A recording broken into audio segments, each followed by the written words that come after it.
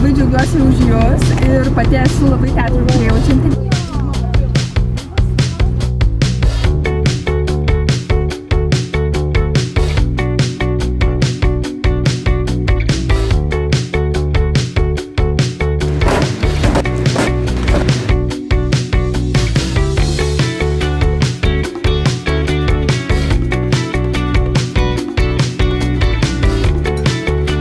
Reikia pristatyti savo charakterį. Jie yra sugalvoti po miniatiūrus, kuriame atsiskleidžia jūsų charakterio bruožai. Pasimatymai, gal su mergom išeiti kažkur, tai tikrai su jom. Atėjęs į darbą, ryte nenorėdama, bet kažkas susinervino. Jau ėjot namo iš darbo, bet kažką pamiršot.